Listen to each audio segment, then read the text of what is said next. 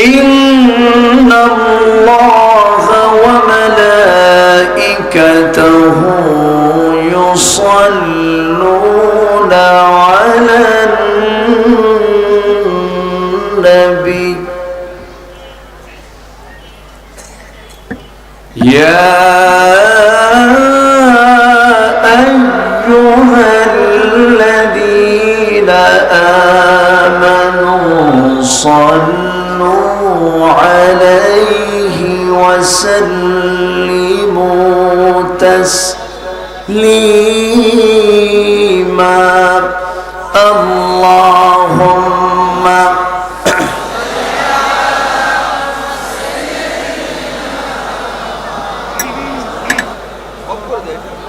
সবাই বলুন বালাগাল উলা বিকামালিহি কাশাফাত তুজা বিজামালিহি হাসনাত জামিউ খিসালিহি সাল্লু مشرق حب محمد مطلع ديوان ما مطلع خورشید سقاس سینہ سوزان ما بلغ العلا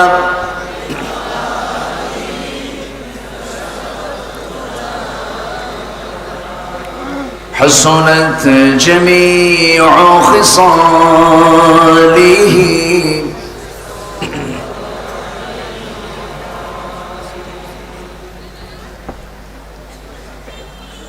দেশের দক্ষিণ পশ্চিমাঞ্চল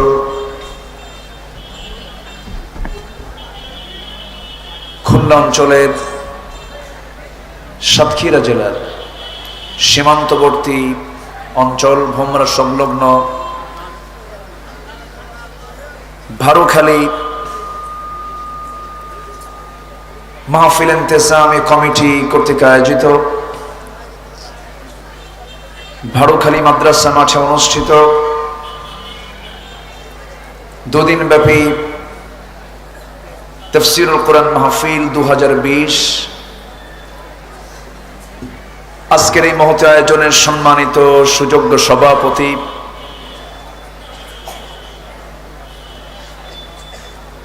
জনাব আলহাজ নুরুল ইসলাম, আজকে প্রোগ্রামের সম্মানিত প্রধান অতিথি, বিশেষ অতিথি, বিশেষ করে আমার পূর্বে কথা বলেছেন ঘোনা ইউনিয়ন পরিষদের সুযোগ্য চেয়ারম্যান মহোদয় জনাব অধ্যক্ষ ফজলুর রহমান, উপস্থিত হাজরাত উলামায়ে কেরাম, ফদল ইজাম, সুশীল সমাজ, জাতির শ্রেষ্ঠ সন্তান, শিক্ষক মণ্ডলী এবং আমার পূর্বে ইসলামী সঙ্গীত দিয়ে আমাদের হৃদয়ের খোরাককে পূর্ণ করেছেন ইসলামী সঙ্গীত জগতের সুর সম্রাট, আমারও প্রিয় শিল্পী মশিউর রহমান ভাই, সামনে উপস্থিত দূরে ও কাছের বিভিন্ন স্থান থেকে ছুটে আসা কালিমার ঝান্ডাবাহী, তাওহীদের পতাকাবাহী আমার প্রাণ প্রিয় সম্মানিত দ্বীনী ভাইরা, আড়ালে বসে আছেন শ্রদ্ধেয়া সম্মানিত মা বোনেরা। আলোচনার প্রথমেই আনুষ্ঠানিকতার মধ্য দিয়ে আবার হৃদয় নিংড়ানো প্রাণ খোলা সালাম, আসসালামু আলাইকুম ওয়া রাহমাতুল্লাহি তাআলা ওয়া বারাকাতুহু। সম্মানিত হাজিরিন, হাজারো কাজের ভিড়ে আমরা সারাদিন ব্যস্ত সময় পাড়ি দিয়েছি।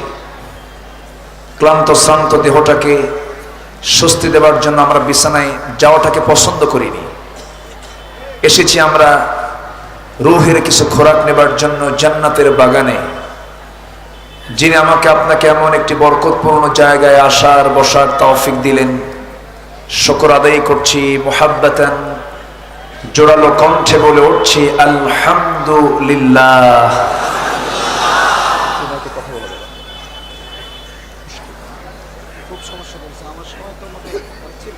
এত জোর দিয়ে কথা বলা যায়? সবাই বলি আলহামদুলিল্লাহ। চিৎকার মেরে বলছে আল্লাহুম্মা ইন্নী আসআলুকা আল হুদা ওয়াত তুকা ওয়াল আফাফা ওয়াল গিনা। সবাই বলি আল্লাহুম্মা লাকা আসলামতু ওয়া বিকা আমানতু ওয়া আলাইকা তাওয়াক্কালতু ওয়া ইলাইকা আনাবতু ওয়া বিকা খাসামতু। আমরা আল্লাহ তাআলার শুকর আদায় করে নিলাম। সবাইকে আমার আওয়াজ শুনতে পাচ্ছেন? শোনা কি যায়? সবাই শুনতে পাচ্ছেন তো? বলি আলহামদুলিল্লাহ, জোরে বলি আলহামদুলিল্লাহ। সম্মানিত ভাইয়েরা, দীর্ঘ সময় ধরে এখানে আলোচনা করেছেন আমার প্রিয় ভাই শাহাদত ভাই। খুব সুন্দর কথা বলেছেন, অনেক চমকপ্রদ তিনি কথা বলেছেন। কত সুন্দর তার চেহারা দেখেন, আল্লাহ কত সুন্দর চেহারা দিয়েছেন। আমার তো গায়ে কোনো গোশত নাই, আর উনি গোশতওয়ালা মানুষ, খুব ভালো মানুষ, অনেক সুন্দর কথা তিনি বলেছেন। আমি শেষ সময়ে এসে কিছু কথা বলতে চাচ্ছি। আল্লাহ যেন আমাকে বলার এবং আপনাকেও শোনার তৌফিক দান করেন। জোরে বলি আল্লাহুম্মা আমিন। আমার ভাইরা, আমরা যে কিতাবটা নিয়ে বসে আছি, এই কিতাব আল্লাহর পক্ষ থেকে নাজিল হওয়া কিতাব। কোনো সন্দেহ আছে? আসতে বলবেন না, সন্দেহ আছে? সন্দেহ করার মতো কিছু লোক আমার দেশে আছে না নাই? অনেকে কিন্তু বলে যে এটা মুহাম্মদ রচিত একটা কিতাব। আমার দেশে কিন্তু এমন কিছু মন্তব্য করার লোকও আছে, আছে না নাই? আছে। কিন্তু বর্তমান দুনিয়ার লেটেস্ট যে আবিষ্কার কম্পিউটার, এই কম্পিউটার প্রমাণ করে দিয়েছে এই কিতাব পৃথিবীর কোনো মানুষের রচনা হতে পারে না। জোরে বলে সুবহানাল্লাহ। কেমনে প্রমাণ করলো? কোরআনে কারীমের ভিতরে একটা বাক্য আছে, ওয়া আলাইহা 19। কোরআন হলো 19 সংখ্যার উপরে প্রতিষ্ঠিত। কি সংখ্যার উপরে? 19 সংখ্যার উপরে প্রতিষ্ঠিত। মানে যা কিছু হবে 19 দিয়ে মিলে যাবে। ধরুন বিসমিল্লাহির রহমানির রহিম, এর মধ্যে 19টা সংখ্যা আছে, 19টা অক্ষর আছে। সুবহানাল্লাহ। আবার এর ভিতরে প্রথম শুরু হয়েছে বা দিয়ে, হরফে জার দিয়ে। বা শব্দ কোরআনে যতবার এসেছে, এটাকে যোগ করে যোগফলের সাথে 19 দিয়ে ভাগ করবেন, মিলে যাবে। ইসমুন শব্দটা যতবার এসেছে, যোগ করে যোগফলের সঙ্গে 19 দিয়ে ভাগ করবেন, মিলে যাবে। আল্লাহ শব্দ যতবার এসেছে, যোগ করে যোগফলের সঙ্গে 19 দিয়ে ভাগ করবেন, মিলে যাবে। আর রহমান যতবার এসেছে, 19 দিয়ে ভাগ করে যোগফলের সঙ্গে 19 দিয়ে ভাগ করবেন, মিলে যাবে। আর রহিম যতবার এসেছে, যোগ করে যোগফলের সঙ্গে 19 দিয়ে ভাগ করবেন, মিলে যাবে। কম্পিউটার বলতেছে যে সংখ্যা তথ্যের এক অপূর্ব সমন্বয় রেখে কোরআনের মতো কোরআন পৃথিবীর কোনো মানুষ, কোন পৃথিবীর কোনো মস্তিষ্ক প্রসূত এমন কোন কিতাব মানুষের পক্ষে রচনা করা সম্ভব নয়। অতএব কম্পিউটার শেষে বলতে বাধ্য হয়েছে এটা সম্পূর্ণ, এটা ঐশী বাণী, যা আল্লাহর পক্ষ থেকে নাজিল হওয়া একটা কিতাব। জোরে বলে সুবহানাল্লাহ। যার মধ্যে কোনো অসামঞ্জস্য কিছু নেই, অপ্রাসঙ্গিক কিছু নেই, অতিরঞ্জিত কিছু নেই, অতিরিক্ত কিছু নেই, যা আছে মূল নির্যাস। জোরে বলে সুবহানাল্লাহ। আপনি এটাকে সাহিত্যের কিতাবও বলতে পারবেন না, আবার কবিতার কিতাবও বলতে পারবেন না, আবার এটাকে গদ্য পদ্য বলা যাবে না। এটা এমন একটি কিতাব যার সঙ্গে পৃথিবীর কোনো কিতাবের কোনো মিল নাই। জোরে বলে সুবহানাল্লাহ। এটা কার রচনা? আসতে বলবেন না, কার রচনা? কার জন্য? আল্লাহর জন্য। আল্লাহর জন্য আল্লাহ নাজিল করছে। কার জন্য বলেন? মানুষের জন্য। সেই মানুষটা কি মরে যাওয়ার পরে সেই মানুষের জন্য? জীবিত লোকের না মরা লোকের? কিন্তু এখন কোরআন তেলাওয়াত হয় কখন? মরে গেলে কুলখানি সবাই, কুলখানি আছে না নাই? কুলখানি 40 7 দিন 13 দিন যখন পার হয়ে যায়, হাফেজ কিছু ভাড়া করে আনে আমার দেশে। হাফেজ ভাড়া করে এনে কোরআন তেলাওয়াতটা খতম দিয়ে বক্সায়া দেয়। কোরআন তো এরকম কুলখানির জন্য আসে নাই, কোরআন শুধু তেলাওয়াতের জন্য আসে নাই। কোরআন এসেছে শুধু তেলাওয়াতের জন্য নয়, গবেষণার জন্য। তেলাওয়াত করব আমরা, অবশ্যই সওয়াব পাবো না কেন? সওয়াব পেয়ে যাব, কিন্তু গবেষণারও দরকার আছে না নাই? আসতে বলবেন না, আছে না নাই? আল্লাহ রাব্বুল আলামিন বান্দাকে প্রশ্ন করি, তিনি একটু বান্দাকে ধমক দিয়ে বলছেন, আফালা ইয়াতাদাব্বারুনাল কুরআন আম আলা কুলুবিন আকফালুহা। মানুষের কি হলো? মানুষের কি হলো যে মানুষ কোরআন নিয়ে গবেষণা করে না? না তোমাদের কলবে তালাবদ্ধ হয়ে আছে, তোমাদের কলবটা তোমরা তালা মেরে রেখে দিয়েছ। অতএব আল্লাহ বোঝাচ্ছেন, বান্দা তালাবদ্ধ দিল বানিয়ে রেখো না, তোমার দিলটা কোরআনের জন্য উদার করে ফেলো। কোরআন পড়বে যত বেশি, কোরআন বুঝবে যত বেশি, কোরআন জানবে যত বেশি, তোমার তাকওয়া তত বেশি বেড়ে যাবে। আল্লাহর সাথে সম্পর্ক করার মূল সেতু বন্ধনই হলো কি? বলুন বলুন কি? এটা এমন একটা আয়না যে আয়নায় রাসূলকে দেখা যায়। সুবহানাল্লাহ বলবেন না? এটা এমন একটি আয়না যে আয়নায় জান্নাতের দৃশ্য দেখা যায়। এটা এমন একটি আয়না যে আয়নায় জাহান্নামও দেখা যায়। এটা এমন একটি আয়না যা দিয়ে কোনটা হক কোনটা বাতিল সুস্পষ্ট ভাবে বোঝা যায়, জানা যায়। জোরে বলে সুবহানাল্লাহ। অতএব সেই কোরআন শুনবো আমরা বেশি, গান শুনবো? তাও গান শুনবে? অশ্লীল কোনো গান শোনা যাবে? গান শোনা পার্টি আমার দেশে আছে না নাই? গানের ভক্ত আছে না নাই? নাচের ভক্ত আছে না নাই? যাত্রার ভক্ত কিছু আছে না নাই? আছে। ওরাই চায় এই মাহফিলগুলোকে বন্ধ করতে। রাষ্ট্রীয়ভাবে সালমান খানকে, ক্যাটরিনাকে নিয়ে আসে, ঠিক কিনা? মাত্র 6 ঘন্টা 8 ঘন্টার শো দেখায় 8-10 কোটি টাকা নিয়ে যায়। কোনো ফতুয়াবাজি নাই, কোনো ফতুয়া দেয় না কেউ, কেউ কিচ্ছু কয় না। আর কোরআনের কথা বলবে যারা, তাদের বিরুদ্ধে ফতুয়ার ঝড় ওঠে, আছে না নয়? সম্মানিত ভাইয়েরা, কোরআনকে যারা অচল করতে চাও, সাবধান করে দিলাম, তোমরাই অচল হয়ে যাবা। ইতিহাস সাক্ষী। ফেরাউন থেকে শিক্ষা নাও, হামান থেকে শিক্ষা নাও, আবু জেহেল থেকে শিক্ষা নাও। জুলুম করো না, টিকতে পারবা না। হকের পক্ষে থেকে বাতিলের মোকাবেলা করতে রাজি আছেন কারা কারা?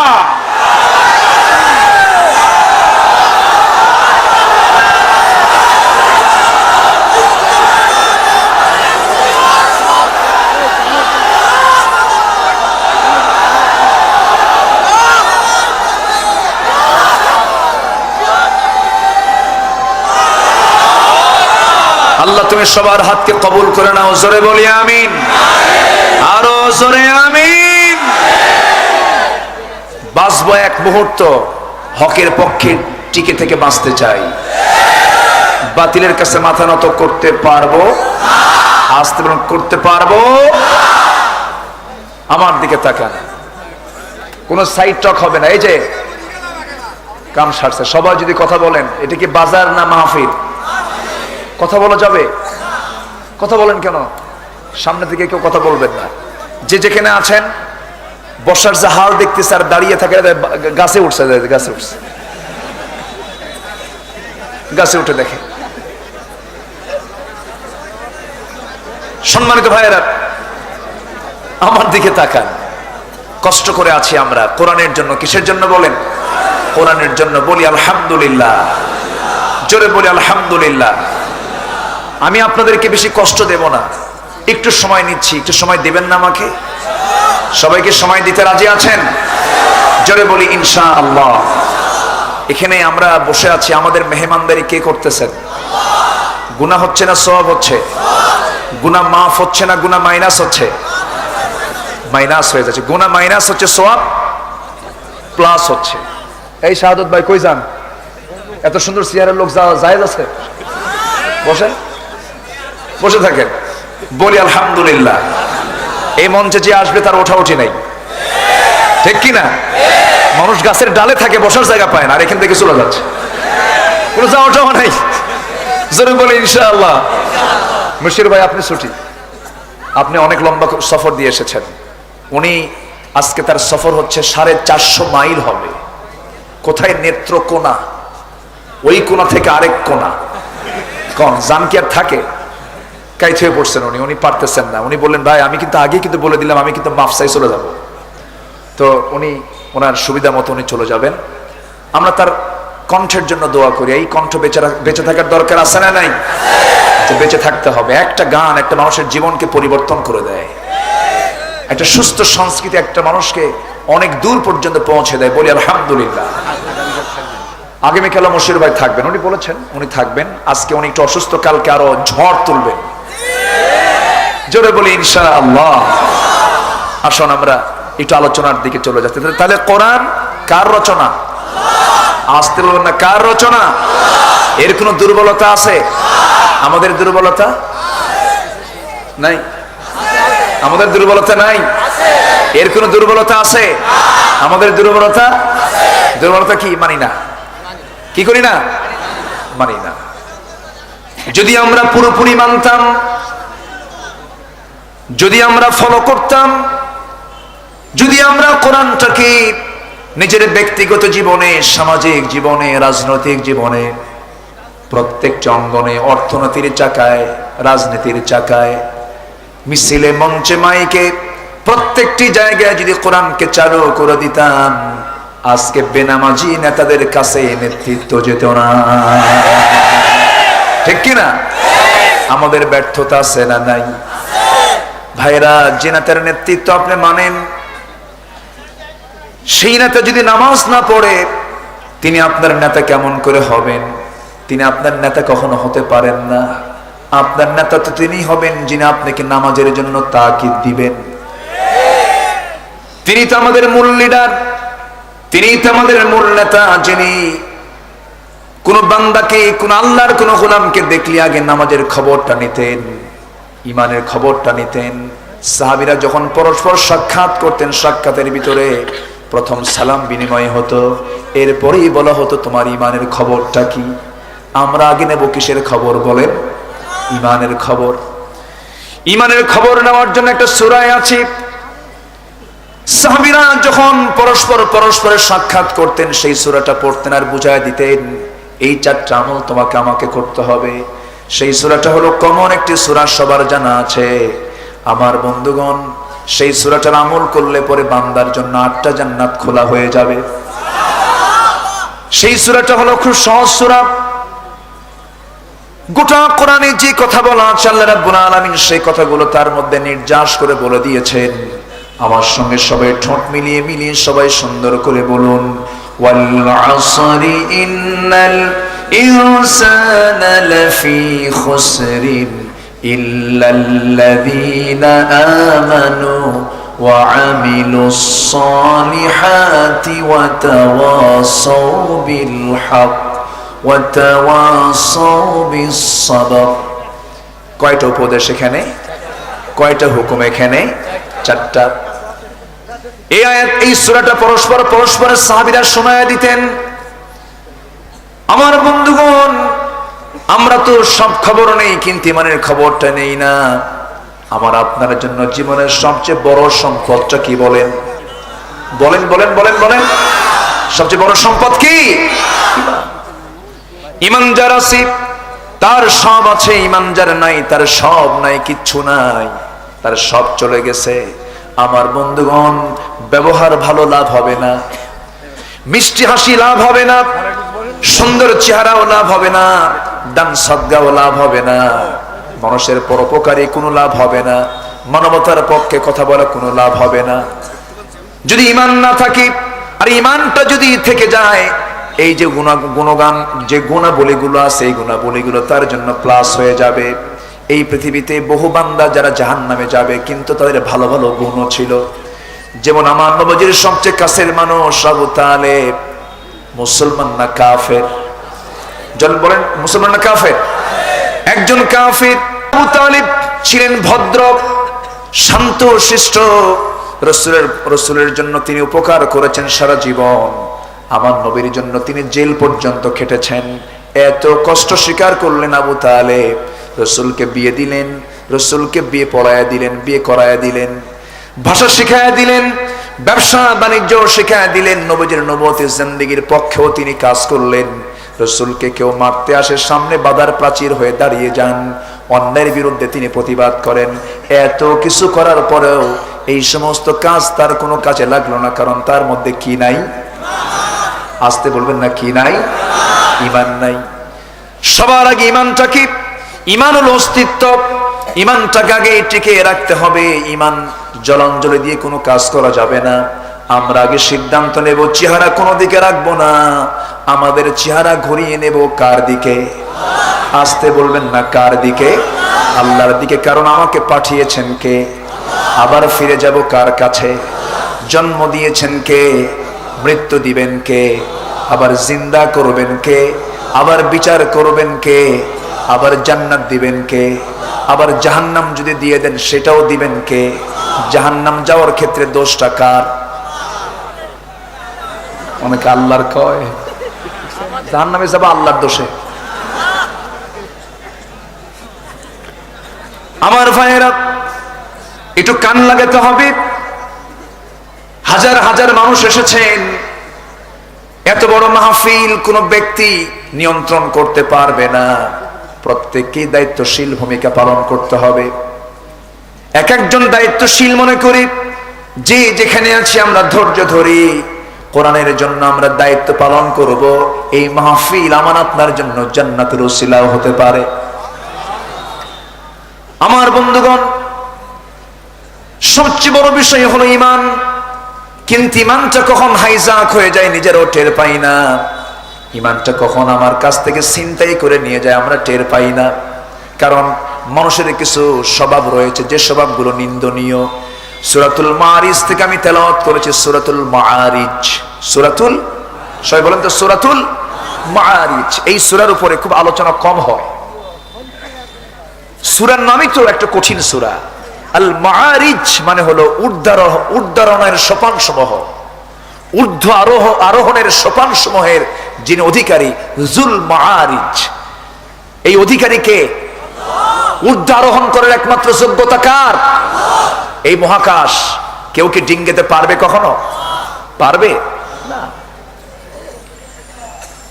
সূরাতুল মাআরিজের মাঝখান থেকে আমি কয়েকটা আয়াত তেলাওয়াত করেছি, যার ভিতরে আল্লাহ রাব্বুল আলামিন বান্দার কিছু স্বভাব তুলে ধরেছেন।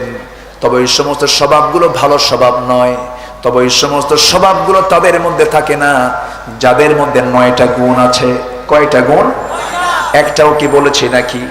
আমরা একটা একটা করে আজকে শুনে যাব। জোরে বলি ইনশাআল্লাহ, আরো জোরে বলি ইনশাআল্লাহ। আমার ভাইয়েরা, মানুষের স্বভাবটা কি? মানুষ কোন প্রকৃতির হয়ে থাকে? আল্লাহ রাব্বুল আলামিন বলছেন, ইন্নাল ইনসানা খুলিকা হালুআ ইযা মাসসাহুশ শাররু জাযুআন ওয়া ইযা মাসসাহুল খায়রু মানুআ।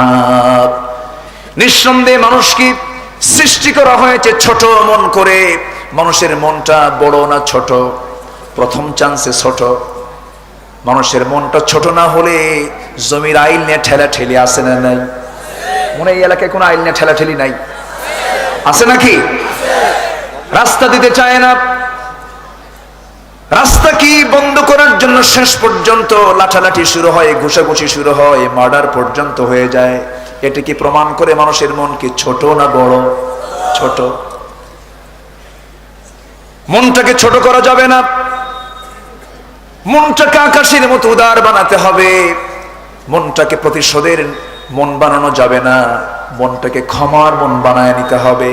যে আমাকে কষ্ট দেবে আমি তাকে বরণ করব, যে আমাকে কষ্ট দিয়ে কথা বলবে আমি তাকে মিষ্টি মুখে হাসি মুখে তাকে বরণ করে নেব। আমার নবীজির সারা জীবনের সুন্নত এটা ছিল। নবীজি কাউকে সত্য কথা দিয়ে কখনো আঘাত করেন নাই, আঘাত দিয়ে কথা বলেন নাই। কারণ ইমানদারের লক্ষণ তো এটা নয়। ইমানদারের লক্ষণ হলো ইমানদার কেমন করে কথা বলবে রাসূল তা শিখিয়ে দিয়েছেন। ওয়াল্লাযীনা হুম আনিল লাগভি মুআরিদুন, যারা অনর্থক কোনো কথা থেকে নিজেকে গুটিয়ে রাখবে। আমার নবীজি যদি রূঢ় আচরণের মেজাজি বেশি হতেন, ক্ষিপ্র মেজাজের যদি হয়ে যেতেন, যদি তার আচরণের মধ্যে খারাপ কোনো কিছু লক্ষ্য হতো, আল্লাহ বলছেন ফাবিমা রাহমাতিম মিনাল্লাহি লিনতা লাহুম ওয়ালাউ কুনতা ফাযযান গালিযাল কলবি লানফাদ্দু মিন হাওলিক ফাআফু আনহুম ওয়াস্তাগফির লাহুম ওয়াশাফিরহুম ফিল আমরি ফাইযা আযামতা ফাতাওয়াক্কাল আলাল্লাহ। জোরে বলি আল্লাহু আকবার। হে রাসূল, আপনি যদি কঠোর হৃদয়ের হতেন আপনার সামনে কেউ আসতো না। আপনি রহমদিল হওয়ার কারণে সবাই আপনার কাছে চলে আসে। এই জন্য সেই নবীর উম্মতদের ব্যবহার হবে কঠোর না নরম, শক্ত না নরম। নরম করে কথা বলতে হবে। জিহ্বার মধ্যে কয়টা হাড় আছে বলেন? ওই সাইডে মনে দুই একটা পাইছে। জিহ্বার মধ্যে কোনো হাড় হাড্ডি আছে নাকি? জিহ্বার ভিতরে কোনো হাড় হাড্ডি নেই। কেন? ওই জিহ্বা দিয়ে কোনো শক্ত কথা বলতে যেও না। বউকে গালিগালাজ করে। আমি মাহফিল আসার আগে একজন প্রফেসর, রাজশাহী ইউনিভার্সিটির প্রফেসর বলেন, হুজুর ওয়াজের মধ্যে একটু বলে দিবেন বউকে পিটাই এলাকার মানুষ কিছু আছে আছে নাকি? বউকে প্রহার করে। আমার এই সাবজেক্টে নেওয়াতে এলাকার মায়েরা দারুণ খুশি। হুজুর ভালো কিরকম? খুব অশান্তির মধ্যে আছি। বউকে পিটানো তো মনে হয় সুন্নতে মুআক্কাদা। হ্যাঁ, বউকে পিটানো যাবে? রাসূল কোন স্ত্রীকে মেরেছেন এমন কোন হাদিস আছে? নবীজির বউকে একজন ছিলেন? এক বউ পালা তো সহজ, এক বউ পালা কঠিন কিছু নয়। কিন্তু যাদের একাধিক বউ আছে তাদের জন্য কত কঠিন তাদেরকে বলবেন। যদি কাউকে বিপদে ফেলে দেন, তাকে একটা ভাঙ্গা গাড়ি কিনে দেন, টাইট জুতা কিনে দেন, আর দুইটা বিয়ে করাইয়া দেন। কি কথা কি বোঝা গেল? ভাঙ্গা গাড়ির কাজের শেষ নাই, টাইট জুতার কষ্টের শেষ নাই। খালি পায়ে থাকা ভালো, টাইট জুতা আছে যার, বিদেশেতে থাকা ভালো, ঘরের ভিতরে চাপাবাজ বউ যার। ঠিক কিনা? আমার ভাইয়েরা, আমার নবীজির জীবনে আল্লাহ রাব্বুল আলামিন তাকে বউ দিয়েছিলেন। আল্লাহ পাক তাকে অর্ডার দিয়েছিলেন। রাসূল তিনি একাধিক বিবাহ করেছেন, তবে খাদিজার জীবদ্দশায় তার বউ একটাও আর দ্বিতীয়টা ছিল না। অথচ খাদিজার সঙ্গে তিনি 25টি বছর ধরে দাম্পত্যময় জীবন কাটালেন। তিনি বিয়ের চিন্তাই করলেন না, আল্লাহ তাকে বিয়ের অর্ডারও দিলেন না। অথচ খাদিজার বয়স 40, আমার নবীর বয়স 25, আমার রাসূলের বয়স হলো 50-এর কাছাকাছি, আর খাদিজার বয়স হয়ে গেছে 55-র কাছাকাছি। 40 আর ওইদিকে 55, কত ডিফারেন্স ছিল। নবীজির যৌবনটা কেটেছে খাদিজার সাথে। রাসূল মাঝে মাঝে কেঁদে কেঁদে বলতেন, ও আমার সাহাবীরা, আমার খাদিজা যদি আমার জীবনের শেষ নিঃশ্বাস পর্যন্ত বেঁচে থাকতো, আল্লাহ আমাকে দ্বিতীয় কোনো বিবাহের অর্ডার দিতেন না। মানে বোঝা গেল নবীজি একাধিক বিবাহ করতে তিনি কখনো নিজে সিদ্ধান্ত নেন নাই। সিদ্ধান্ত দিয়েছেন কে? আসতে বলবেন না, সিদ্ধান্ত দিয়েছেন কে? আল্লাহ পাক। আমার ভাইয়েরা, আমার বন্ধুগণ, নবীজি কোন স্ত্রীর সঙ্গে বাকবিতণ্ডা করেছেন, ধমক দিয়ে কথা বলেছেন এমন কোন রেকর্ড নাই, কাউকে থাপ্পড় মেরেছেন এমন কোন রেকর্ড নাই। বরঞ্চ মাঝে মাঝে স্ত্রীদের মুখ থেকে তিনি একটু শক্ত কথাও শুনেছেন। নবীজি একদিন দোয়া করছেন, আল্লাহ তাআলা আমার খাদিজাকে তুমি আল্লাহ উত্তম জান্নাতের মেহমান বানায়া নাও। পিছনে আয়েশা সিদ্দিকা এই দোয়া শুনে বলছেন, ইয়া রাসূলুল্লাহ, বুড়ির জন্য তো কান্দেন কেন, আমরা কি নাই? কথা বলছেন নাই? আমার রাসূল বললেন ওরে আয়েশা, খাদিজাকে নিয়ে কোনো মন্তব্য করো না, কারণ খাদিজার তুলনা পৃথিবীর কেউ হবে না। আমার খাদিজাকে আল্লাহ এত ভালোবেসেছেন যে আল্লাহ নিজে পর্যন্ত খাদিজাকে সালাম দিয়েছে। আমার ভাইয়েরা, আমার নবীজি কোন স্ত্রীকে প্রহার করেন নাই।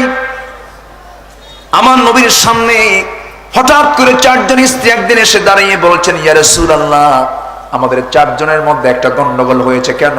4 জনই বলে আপনি নাকি আমাকে বেশি ভালোবাসেন, ও বলে আমাকে বেশি ভালোবাসেন। 4 জন গন্ডগোল শুরু হয়ে গেছে। আপনি সত্যি বলেন তো, আমাদের 4 জনের মধ্যে আপনি কাকে বেশি ভালোবাসেন? আমার নবীজি প্রশ্ন শুনে মুস্কি মুস্কি হাসি মেরে বলছেন, স্ত্রী তোমরা এখন স্ব ঘরে ফিরে যাও, আগামীকালকে সকালবেলা বলবো। প্রশ্নটা সহজ না জটিল? জটিল প্রশ্ন স্বামীর কাছে। সবাইকে পাঠায় দিলেন। রাতের আধারে রাসূল করলেন কি, 8টা খেজুর হাতের মধ্যে নিয়ে 2টা করে প্যাকেট করলেন। একটা করে প্যাকেট প্রথমে স্ত্রী আয়েশার ঘরে গিয়ে বলছেন, আয়েশা আমি তোমাকে দারুণ ভালোবাসি, এই যে তোমাকে 2টা খেজুর দিয়ে প্রমাণ দিলাম তোমাকে দারুণ ভালোবাসি, কিন্তু তোমার কাছে ঘরে এসে 2টা খেজুর দিয়ে গেলাম, অন্য কোন স্ত্রীর কানে যেন এই সংবাদ না যায়। আচ্ছা হুজুর, কাউকে কব না। দ্বিতীয় স্ত্রীর ঘরে গিয়ে তাই বললেন, তৃতীয় স্ত্রীর ঘরে গিয়ে তাই বললেন, চতুর্থ স্ত্রীর ঘরে গিয়ে তাই বললেন। এবার তিনি ফিরে আসলেন, ডিউটি শেষ করে ফেললেন। সকালবেলা 4 জন স্ত্রী বুক ভরা আশা নিয়া, বিশাল বড় প্রত্যাশা নিয়ে তারা সব এসেছেন, কারণ রাতের বেলা রাসূল তো ডিউটি মেরে দিয়েছেন। সকালবেলা হাজির, সবার মন প্রফুল্ল চিত্ত নিয়ে রাসূলের সামনে দাঁড়িয়ে গেছেন। এবার প্রশ্ন করছেন, ইয়া রাসূলুল্লাহ, আপনি বলে দেন আপনি কাকে সবচেয়ে বেশি ভালোবাসেন? রাসূল মুস্কি হাসি মেরে বললেন, শোনো, আমি তাকে সবচেয়ে বেশি ভালোবাসি যাকে আমি গত রাত্রিতে লুকো চুরি করে 2টা খেজুর দিয়ে আসছি। একটু আসতে বললেন সুবহানাল্লাহ, আরো জোরে বলে সুবহানাল্লাহ। লাঠি ধরতে হয়েছে? শক্ত কথা বলতে হয়েছে? না। কিন্তু আমরা ছোট মন, আমার কি মন? আল্লাহ নিজেই বলছেন, মানুষকে সৃষ্টি করা হয়েছে ছোট মন করে। ছোট মন রাখা যাবে না, মনটাকে বড় করতে হবে।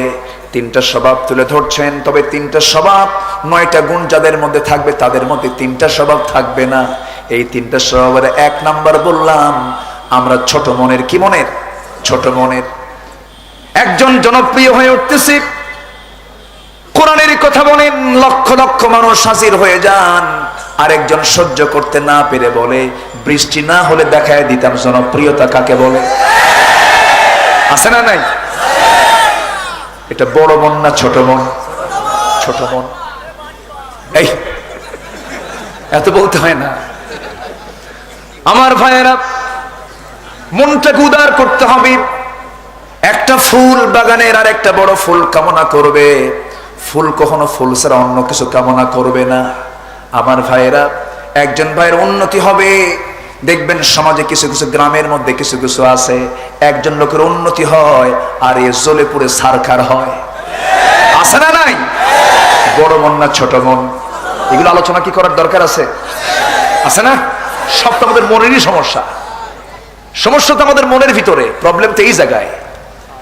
আল্লাহ বলছেন, শোনো, মাস্টার্স ডিগ্রি পাস করলে সে সফল হয় না, পিএইচডি হোল্ডার হলে সে সফল হয় না, মন্ত্রী এমপি প্রেসিডেন্ট হলে সে সফল হয় না, মিলিয়নার বিলিয়নার ট্রিলিয়নার হলে সে সফল হয় না। সফল কি হবে? قد أفلح من تزكى وذكر اسم ربه فصلى قد أفلح من زكاها وقد خاب من دساها। সেই সফল হলো যে তার নফসকে বিশুদ্ধ করতে পেরেছে, যে তার নফসকে শুদ্ধ করতে পেরেছে। এই জন্য আমরা আগে নফসের ট্রিটমেন্ট করব, সবার পরে না সবার আগে? সবার পরে না সবার আগে? নিজের নফসকে আগে ঠিক করব। ইন্নাল্লাহা লা ইয়ানজুরু ইলা সুওয়ারিকুম ওয়ালা ইলা জাসামিকুম ওয়ালাকিন ইয়ানজুরু ইলা কুলুবিকুম ওয়া আমালিকুম। আল্লাহ তোমাদের বডি কাঠামো দেখবেন না, আল্লাহ তোমাদের সুর সঙ্গীত দেখবেন না, আল্লাহ তোমাদের সুন্দর চেহারাও দেখবেন না, আল্লাহ তোমার দেখবেন তোমার অন্তরের খবরটা কি আর তোমার আমলের খবরটা কি। যদি দেহ দেখতেন, যদি চেহারার সৌন্দর্য দেখতেন, বেলালের মতো মানুষ পৃথিবীর প্রথম মুয়াজ্জিনের কাতারে তিনি আসতেন না, ঠিক কিনা? বেলাল সম্মান পেয়েছেন চেহারা দিয়া না গুণ দিয়া? বেলাল সম্মান পেয়েছেন চেহারা দিয়ে না তার নফসের শুদ্ধতা দিয়া? তার মনটা ছোট না বড় ছিল? মনটা ছোট না বড় ছিল? বড় ছিল। এত বড় হৃদয়ের মানুষ বেলাল, এত উদার চিত্তের বেলাল ছিলেন যে সব ছেড়ে দিয়েছেন ইসলামের জন্য। উদার চিত্তে সব তিনি বরণ করে নিয়েছেন। এই বেলাল রাদিয়াল্লাহু তাআলা আনহুকে নিয়েও মাঝে মাঝে সাহাবীদের মধ্যে কথা হতো। বেলালের কণ্ঠ ভালো না, বেলাল সিনকে সিন বলেন, সিনকে সিন বলেন, উচ্চারণ করতে নিয়ে সমস্যা হয়। আরবের মানুষ তিনি ছিলেন না, আফ্রিকান মানুষ, নিগ্রো মানুষ, কালো কুসকুসে মানুষ। মাঝে মাঝে সাহাবীরা বলতেন কালো পাহাড় আসে। কি পাহাড় আসে? কালো পাহাড় আসে। আমার রাসূলের কানে একদিন সংবাদ চলে গেল। রাসূল বললেন, সাহাবীরা আমার বেলালকে কালো পাহাড় ডেকো না, কারণ বেলালের রক্ত দিয়া ইসলাম কায়েম হয়েছে। জোরে বলি সুবহানাল্লাহ। আমার ভাইয়েরা, সেই বেলাল বিন রাবাহ রাদিয়াল্লাহু তাআলা আনহু নবীকে যখন খুঁজে পেলেন, কালো কুসকুসে মানুষ যারা আফ্রিকার দেশে গেছেন, হজ করতে গেছেন, কত কালো কুসকুসে মানুষ, তখন মনে হয় আমি যেন এই জামানার ইউসুফ। কথা বলেন ভাই? ওদের চেহারা দেখে মনে হয় আমরা কত সুন্দর। ওই আফ্রিকান মানুষগুলো এত নিগ্র কালো, নাকটা বোচা, চুলটা খাড়া খাড়া, চুলটা যেন লোহা দিয়ে বানাইছে, চেহারার মধ্যে কোনো সৌন্দর্য নেই, গায়ের মধ্যে একটা দুর্গন্ধ দুর্গন্ধ। সেই বেলালকে রাসূল এত সম্মান দিলেন যে ইমাম আছে যেখানে, মুয়াজ্জিনও সেখানে। আজকে নেলসন ম্যান্ডেলাকে মুসলমানরা অনেকে বলে বর্ণবাদী বৈষম্যের নেতা নেলসন ম্যান্ডেলা। ভুয়া কথা। কে বলেছে নেলসন ম্যান্ডেলা? এ তো হালের নেতা। আজ থেকে ১৫০০ বছর আগে আমার নবীর মতো সুন্দর মানুষ পৃথিবীতে আর আসবে নাকি? এই পৃথিবীর সেরা সুন্দর মানুষকে মুহাম্মদ সাল্লাল্লাহু। ইউসুফ নবী সুন্দর না আমার নবী সুন্দর? বলেন বলেন বলেন বলেন। আমার নবী সুন্দর। অনেকে ভাবেন ইউসুফ আলাইহিস সালাম নাকি বেশি সুন্দর। না না, তার একটা তাফসীর এসেছে, ইউসুফ আলাইহিস সালাম এত সুন্দর ছিলেন, জুলাইখা পাগল হয়েছিল, তার জন্য এমনি এমনি পাগল হয় নাই। এই জুলাইখা একদিন তার বান্ধবীদেরকে বলল, শোনো, তোমরা আমাকে পাগলি বলো, তোমরা যদি একবার জুলাইখার চেহারার দিকে তাকাও তোমরা চোখটা ফেরাতে পারবা না। এই কথা বলে লেবু দিয়েছে আর বটি দিয়েছে, আর দেখার জন্য ইউসুফকে টান মেরে তাদের সামনে হাজির করেছে। মহিলারা যখন ইউসুফের দিকে নজর দিয়েছে, এদিকে বটি দিয়ে লেবু কাটতেনি তাদের হাত পর্যন্ত কেটে ফেলেছিল। হযরত আয়েশা সিদ্দিকা বলেন, আল্লাহর কসম করে বলি, ওই নারীরা যদি আমার নবীর দিকে একবার তাকাতো, কলিজা টেনে ছিঁড়তো, তবু নবীজির দর্শন থেকে নিজেকে মাহরুম রাখতে পারতো না। জোরে বলি সুবহানাল্লাহ। চাঁদের চেয়ে সুন্দর তুমি। আমি তো আসলে এই জায়গায় এত বড় শিল্পী সামরিকার গান গাওয়া যায় এখন? আমার ভাইয়েরা, হযরত আবু বকর সিদ্দিক রাদিয়াল্লাহু তাআলা আনহু একদিন চাঁদনি রাতে আকাশের চাঁদ দেখতেছেন, আর আমার নবীর চেহারার দিকে বারবার তাকায় আছেন। নবীজি মুস্কি মুস্কি হাসেন। রাসূল যখন হাসতেন দাঁতগুলো মুক্তোর দানার মতো ঝিলিক মারতো। নবীজি আমার হাসতেছেন আর বলছেন, আবু বকর কি দেখো কি দেখো? আবু বকর ফোপায় ফোপায় কেন্দে উঠে বলেন, হুজুর, চাঁদ দেখলাম, চাঁদে কিছু কালিমা আছে, কিছু ত্রুটি আছে, কিন্তু আপনার চেহারায় বিন্দু পরিমাণ কোনো ত্রুটি নাই। সে আমার নবী বিশ্বের সেরা সুন্দর মানুষের সাথে মুয়াজ্জিন বেলালকে সিলেক্ট করে দিলেন। রাসূল বুঝায় দিলেন, শোনো, এই পৃথিবীতে চেহারা দিয়ে, এই পৃথিবীতে পোশাক দিয়ে, এই পৃথিবীতে বংশগত কৌলিন্য দিয়ে, এই পৃথিবীতে হাক ডাক দিয়া মানুষের সম্মান মূল্যায়ন হবে না। মর্যাদার মূল্যায়ন হবে হলো তার তাকওয়ার ভিত্তিতে। জোরে বলেন সুবহানাল্লাহ। এই জন্য আমরা মনকে ছোট করব না বড় করব? ছোট করব না বড় করব? বড় করব। বউ একটা ভুল করে ফেলেছে, প্রয়োজনে বউয়ের পাটা ধরবেন, কি হবে? দেখছেন নাউজুবিল্লাহ কয়, কাম শাস্তির বাবা, অস্ত হবে না আজকে দেখতেছি আমার। হয়তো বলবেন হুজুর আপনি এত নিচে নেমে গেলেন, আপনি বইয়ের পা ধরতে বলছেন, কোন বক্তরে নিয়ে আসছো তুমি আজকে? হয়তো এরকম চিন্তা করতে পারেন। না না, আপনার বউ হয়তো আপনার সঙ্গে এমন আচরণ করতেছে, এমন নবীও ছিলেন যাদের বউ পর্যন্ত কথা শোনানো, এমন নবী আছে না নাই? নূহ আলাইহিস সালাতু ওয়াস সালাম, তার স্ত্রী তার বিরুদ্ধে স্লোগান দিয়েছে, নবীর বউ পর্যন্ত কথা শুনে নাই। এই জন্য বউ যার ভালো হবে না, তার চেয়ে বড় বিপদ এই দুনিয়াতে আর নাই। এই জন্য যার বউটা ভালো তার জন্য জান্নাত, যার বউটা খারাপ তার জন্য জাহান্নাম। এই জন্য বউকে যেমন করি হোক ভালো করার চেষ্টা করতে হবে। প্রয়োজনে বউকে বুঝাতে হবে, তাকে সোনা ময়না আত্মা জান, আর কি করবেন কম? সব কিছু বলবেন। সে তো আপনার দেহের টুকরা, সে হল আপনি, আপনি হলেন সে। সে তোমার পোশাক, তুমি তার পোশাক। সেই মেয়েটাকে আপনি নিয়ে আসছেন আপনার বাড়িতে, আপনি তাকে বুঝাবেন, আপনি তাকে বলবেন মারা যাবে, মারা যাবে না, প্রহার করা যাবে না। যারা প্রহার করবে তারা বড় মন না ছোট মন? আস্তে আস্তে বড় মন না ছোট মন? ছোট মন। মারা যাবে না। হয়তো অনেকে আবার বলতেছেন হুজুর বলি কেমনে, সাহস তো পাই না। আমি তো বউকে মারা দূরের কথা, বউ তো আমার উল্টা মারে আরো। এরকম মায়ের খাওয়া স্বামী আছে না নাই? হাত তোলেন দেখি।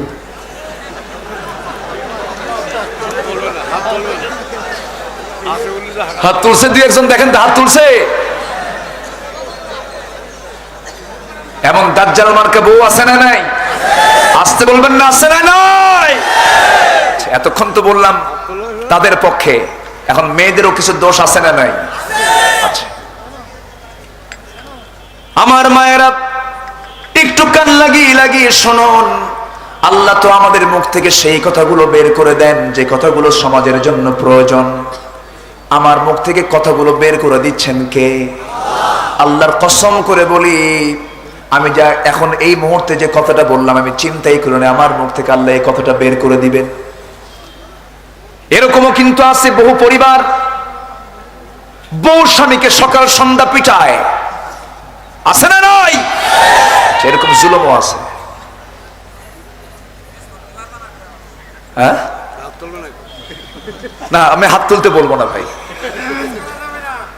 আমার ভাইয়েরা, এমন দাজ্জাল মার্কা কিছু মহিলা আছে, ওদেরকে দেখলে অনেক পুরুষ ভয় পায়। এমন মহিলা আছে না নাই বলেন? দেখবেন রাস্তা দিয়ে ঢং ঢং করে হাঁটে, তার হাঁটার মোশন দেখে মনে হয় 10 পুরুষ ফেল। আছে না নাই?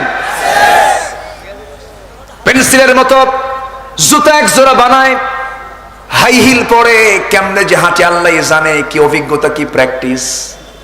চিকন পেন্সিলের মতো জুতা বানায় হাঁটে, কোমর দুলায় হাঁটে, ঘাড়ে একখান ভ্যানিটি ব্যাগ নিয়া, মাথার চুল ছেড়ে দিয়া, ঠোঁটে লিপস্টিক লাগায় দিয়া, আশকারা মাস্কারা দিয়া ছুটে চলছে। স্বামীকে বলে শোনো, মার্কেটে গেলাম আমি, এই যে বাচ্চার বয়স 1.5 বছর, 1.5 বছরের বাচ্চাকে স্বামীর কোলে দিয়ে বলে তুমি বাচ্চা দেখো, তুমি দুধ খাওয়াও।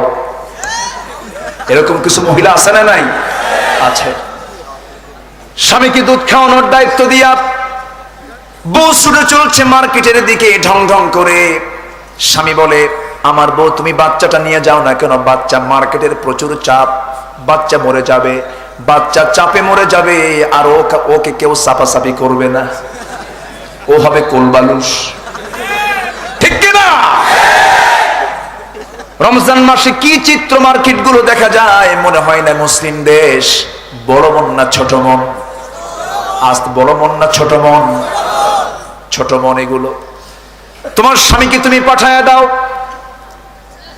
তুমিও দেখলার মতো, তুমি নিজেই মার্কেটে কেন যাবে? যেতে যদি হয় স্বামীকে সঙ্গে করে নিয়ে যাও। আবার স্বামী যদি কোথাও চলে যায়, বউকে সাথে নিয়ে চলা সুন্নাত। নবজে যুদ্ধের ময়দানেও বউ ছেড়ে না, বউ নিয়ে। বলেন বলেন বলেন বলেন। বউ নিয়ে চলে গেছেন, বউকে সাথে নিয়ে যাবেন, ইমানের পাহারা দেবে বউরা। আপনি কি করছেন আপনার বউ দেখবে, আবার আপনার বউ কি করছে আপনি দেখবেন। কোন পুরুষ যদি, কোন স্বামী যদি রাস্তায় হাঁটতে নিয়ে যদি কোন মহিলার দিকে, পরনারীর দিকে বউ পাশে রেখে যদি 3 মিনিট ছায়া থাকে, এই দৃশ্য যদি বউ দেখে তখন হয়তো কিচ্ছু কবে না, আধা ঘন্টা পর কোনো কিছু চাবেন, বিউটি সুইটির মা এক গ্লাস পানি দাও, ঠেকা পড়ছে আমার, ঠিক কিনা? ভাক্কা করো না, তুমি চাও আমার কাছে পানি আর ছায়া থাকো আরেক দিকে, নজর আগে ঠিক কর, ঠিক কিনা? এই জন্য বউ পাশে রাখার দরকার আছে না নাই? অন্যের বউ না নিজের বউ? হ্যাঁ, এটা যেন মনে থাকে আবার, অন্যের বউ না কিন্তু। বাস্তব কথা ভালো লাগবে, কথা বলার দরকার আছে, এগুলো দরকার আছে। আচ্ছা আমার ভাইরা, ওই মহিলা চলে গেছে মার্কেটে, ঢং ঢং করে, পুরুষ পুরুষ ভাব, পুরুষের মতো পোশাক আছে না নাই বলেন? এটা কিয়ামতের লক্ষণ। কিসের লক্ষণ বলেন? কিয়ামতের লক্ষণ। সকালবেলা একজন বাইসাইকেল করে হেঁটে, বাইসাইকেল রান করে করে যাচ্ছে, এক বৃদ্ধ চাচা হেঁটে হেঁটে যায়, পিছন দিয়ে বৃদ্ধ চাচার পিছনে মেরে দিয়েছে। বৃদ্ধ চাচা ঘুরে দাঁড়ায় বলে, এই ছেলে তোমার কি হুঁশ নাই? কে চাচা ভুল বুঝলেন, আমি তো মেয়ে মানুষ, মানুষ চেনা যায় না, পোশাকের কোনো সাইজ বাইজ নাই, হাঁটারও কোনো সাইজ বাইজ নাই। আজকে মেয়েরা কানে দুল দেয় না, আজকে ছেলেরা কানে দুল দেয়, আছে না নাই বলেন? ছেলেরা কানে দুল দেয়, হাতে বালা দেয়, গলায় মালা দেয়, কোমর বেল্টের তালা লাগায়, প্যান্ট এমন পরে টান মারলেই খুলে পড়ে, আছে না নাই? এমন প্যান্ট মার্কেট থেকে কিনে আনে যেন ইন্দুর কেটে রেখে দিছে, আছে না নাই বলেন? এখানে ঝোলা, এখানে ঝোলা, এখানে ফুটা, মনে হয় 4 যুগ আগে কোথাও রাখছিল, ইন্দুর কেটে কেটে শেষ করতে। সেই প্যান্ট নিয়ে এসে বলে, কয় টাকা দিয়ে কিনছো? 4,500। আছে না নাই বলেন? এগুলো করা যাবে না, এগুলো সভ্যতা, ইসলামের সভ্যতা নয়। আমার ভাইয়েরা মার্কেটে ঢং ঢং করে চলে গেল, দোকানদারের সামনে গিয়ে বলছে, ভাইয়া একটা শাড়ি দেখানো যাবে নাকি? এত সুন্দর সুর মানে যেন ওহী নাজিল হচ্ছে, যেরকম নাউজুবিল্লাহ, এমন সুন্দর টান মারে, ভাইয়া একটা শাড়ি দেখানো যাবে নাকি? দোকানদার কম না, দোকানদার মুস্কি মুস্কি হাসে যেন সূর্য হাসতেছে, আছে না নাই? সুন্দর করে শাড়ি একখান নিজের গায়ে লটকা দিয়া দোকানদার বলে, আপা এই শাড়ি কিন্তু আপনাকে দারুণ মানাবে, ওটা আরেক বদমাইশ, আছে না নাই? এগুলো করা যাবে না। নফসকে সুন্দর করতে হবে, নফসকে শুদ্ধ করতে হবে। বেহায়াপনা আজকের সমাজে কমে গেছে না বেড়ে গেছে? আজকের সমাজে কমে গেছে না বেড়ে গেছে?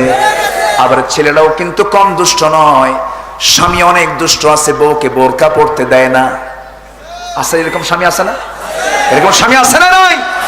আমাদের কাছে মঞ্চে চিঠি আকারে দেয়, হুজুর আমার স্বামী এত দুষ্ট, আমাকে বোরকা পর্যন্ত পড়তে দেয় না। বোরকা পড়তে দেয় না কেন? আমার বউ সুন্দর না ওর বউ সুন্দর, সুন্দর প্রতিযোগিতা, আছে না নাই? আরে তোর বউ কি বউ হলো নাকি রে? আমার বউ তো দারুণ সুন্দর, দেখ, আছে না নাই? কত জাহেল, কত মূর্খ হলে এই আচরণটা করতে পারে। বউটা কি জাতীয় সম্পত্তি না নিজস্ব সম্পত্তি? ও দেখছেন জাতীয় কইছে একজন,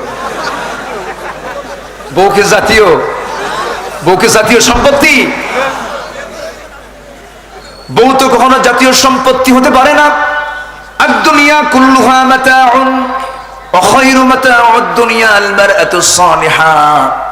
এই দুনিয়াতে সকল কিছুই আল্লাহ পাক ব্যবহারের জন্য দিয়েছেন, একজন পুরুষের জন্য শ্রেষ্ঠ সম্পদ হলো একজন নেক স্ত্রী। জোরে বলি সুবহানাল্লাহ। যার জীবনে ভালো বউ জুটেছে তার কপালটা ভালো, আর যার জীবনে ভালো বউ জুটে নাই তার কপালটা মন্দ। কিন্তু মন্দ হলেও কি হবে, পাল্টানোর ইখতিয়ারও আছে না নাই? আসতে কোন কেন, আছে না নাই? মন্দ হলে পাল্টাবে, হ্যাঁ ঠিক, চুপ করে আছে, ঠিক হয়তো বিয়েই করে নাই, পাল্টান এতই সস্তা। কষ্ট হচ্ছে আপনাদের? আলোচনা চালিয়ে যাব। এগুলো কি জীবন ধর্মী সামাজিক কিছু কথা বলার দরকার আছে না? জমির আইল উঠবো, জমির আইল দিয়ে হাঁটবো, আমি আইল খুঁজে পাই না, এত চিকন। আমি দোষ ধরলাম, আমি যাকে বর্গা দিয়েছে তাকে বললাম এইদিকে আয়, এত আইল কাটছিস কেন, হাঁটাই তো যায় না। বলতেছে হুজুর আপনি জাইল কাটবেন না, ও যে কাটে, কাটতে কাটতে রাখবি না, ও কাটে আমিও কাটি। পরে বললাম তো কাটতে কাটতে যখন আইল না পাবো তখন তো কাল্লা কাটবা। কি কাটবা? মাথা কেটে ফেলবা। এগুলো কি বড় মন না ছোট মন? ছোট মন। ছোট মনের কারণে এগুলো হয়ে যাচ্ছে। আল্লাহ বলছেন না না এগুলো করা যাবে না। ও বান্দা তোমার মনটাকে বড় করো, আল্লাহ তোমাকে জান্নাত দিয়ে দিবেন। জোরে বলে সুবহানাল্লাহ। আমার নবীজির সারা জীবনের সুন্নাত, রাসূলকে কষ্ট দিয়ে গেছে একজন, রাসূল হাসি মুখে বরণ করে নিয়েছে। আমার নবীজি একদিন ফাতিমার ঘরে ঢুকলেন। ফাতিমার ঘরে ঢুকে ফাতিমার চেহারার দিকে তাকায় দেখেন চোখটা গর্তের মধ্যে চলে গেছে, গালটা গর্তের মধ্যে চলে গেছে। খুব চিকন ছিলেন ফাতিমা, এত চিকন ছিলেন স্বাস্থ্যহীন হয়ে পড়েছিলেন। কেন? শিয়াবে আবু তালেবে ফাতিমাও ছিলেন, না খেয়ে নারীগুলো শুকে গেছে। কম বয়সে, এত অল্প বয়সে ফাতিমা দুনিয়া থেকে বিদায় নিয়েছেন। নবীজির বিদায় হওয়ার মাত্র 6 মাস পরেই ফাতিমাও নাই।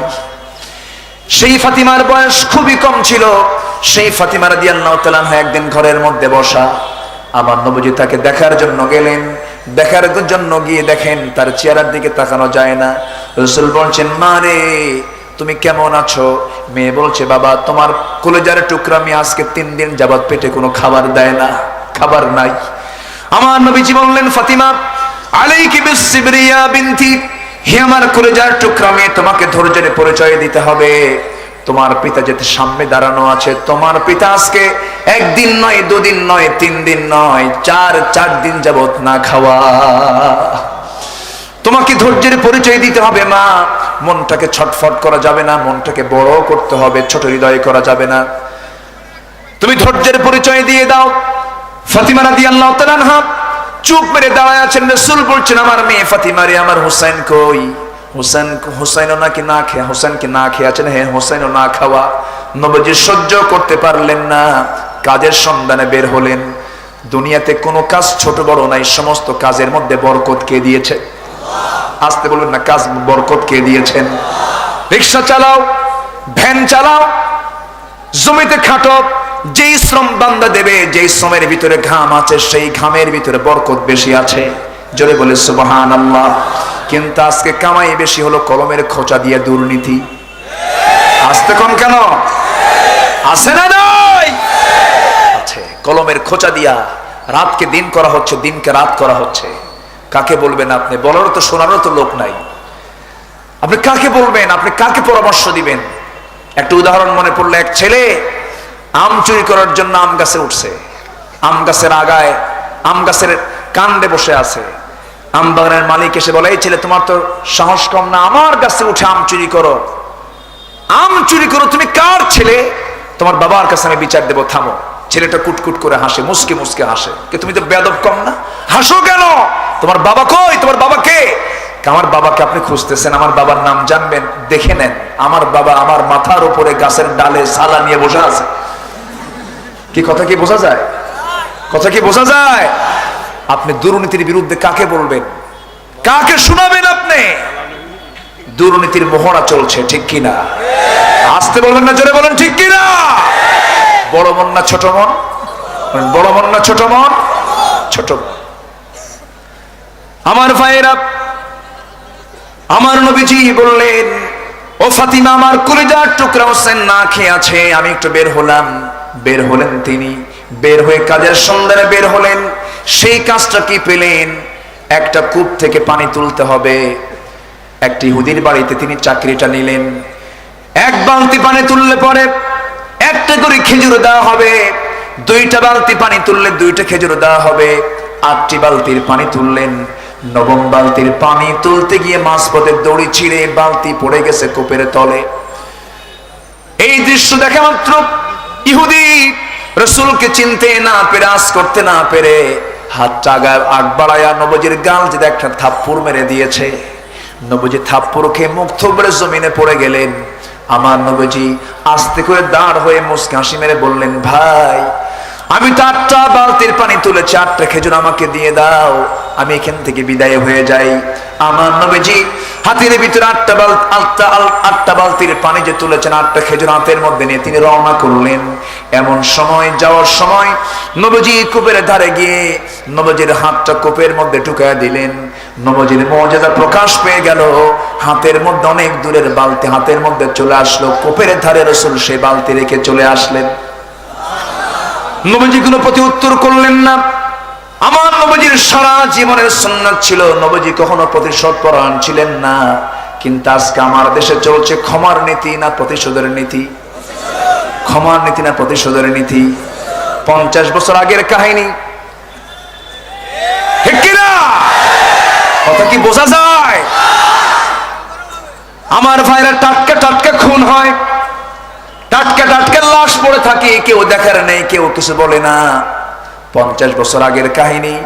দৃশ্যগুলো দেখেছে যে সাক্ষীগুলো, সেই সাক্ষীগুলো সেই দৃশ্য দেখেছে 5 কিলোমিটার দূর থেকে। কয় কিলোমিটার? এমন সাক্ষী, সেই সাক্ষীর জন্ম হলো 1981 সাল, ঘটনা 1970 সাল, 71 সাল। আসতে বলবেন না, আছে না নাই? আমার বন্ধুগণ, এগুলোকে বড় মন না ছোট মন? আসতে বলবেন না, বড় মন না ছোট মন? সবকিছু দিয়ে মূল সমস্যা হলো নফসের সমস্যা। আমরা এই নফসটাকে ছোট করব না বড় করব? ভেজাল বানাবো না ভেজাল মুক্ত বানাবো? ভেজাল মুক্ত করতে হবে।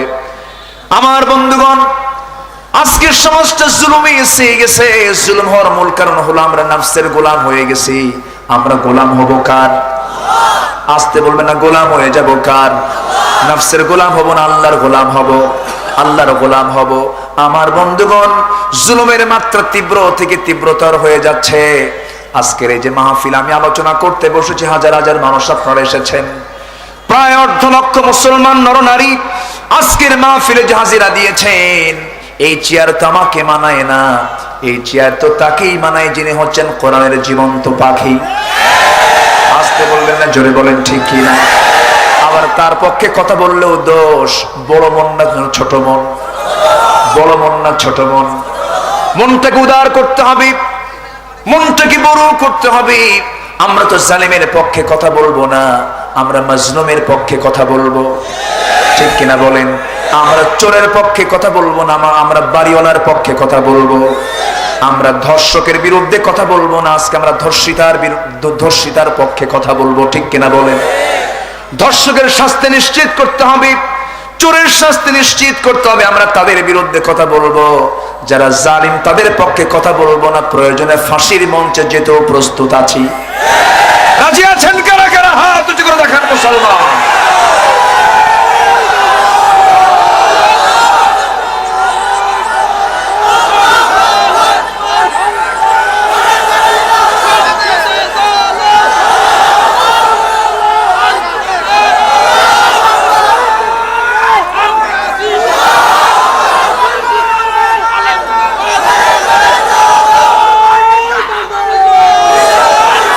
আল্লাহ সবার হাতকে কবুল করুন, জোরে বলি আমিন। সম্মানিত ভাইয়েরা, ইসলাম কায়েম করতে হলে লাশ খানকার দরবার থেকে বের হওয়া যাবে না, লাশ বের হতে হবে জেলখানা থেকে। কথা বোঝা যায়? এমন লাশ বের হওয়া আছে না নাই? আছে না নাই? সৈয়দ কুতুব শহীদের দিকে তাকা। সৈয়দ কুতুব শহীদের ফাঁসির প্রস্তুতি নেওয়া হলো, তাকে তালকিন পড়ানোর জন্য আসতেছে। এসে বলতেছে, এক ইমাম আপনি কালেমা পড়েন। সৈয়দ কুতুব কয়, তুমি কোন কালেমা নিয়ে আসছো? কেই তো কালেমা, আমার কালেমা আপনার কালেমা এক। এই যে আমার ভাই গান গাইলেন, গান গাইছেন না? আজকে বলেছেন সেই গান, কালকে বলবেন উনি। আমি তো সেই কালেমার তালকিন পড়াতে এসেছি যে কালেমা আপনার কালেমা। সৈয়দ কুতুব বললেন, না, তোমার কালেমা আমার কালেমা এক নয়। তোমার কাছ থেকে আমার কালেমা শিখতে হবে না, ওই কালেমার ব্যাখ্যা লিখতে গিয়ে আজকে আমাকে শহীদ হতে হচ্ছে। সরকারি কিছু হুজুর আছে না নাই? আছে না নাই? জান্নাতের পথ কুসুমাস্তীর্ণ নয়, জান্নাতের পথ ফুল দিয়ে সাজানো নয়। জান্নাতের পথ হলো কণ্টকাকীর্ণ বাধা বিপত্তি মোকাবেলা পেরিয়ে সবাইকে সেই বিপদকে ডিঙ্গিয়ে জান্নাতে যেতে চান? চান কারা? হাত উঁচু করে দেখান মুসলমান।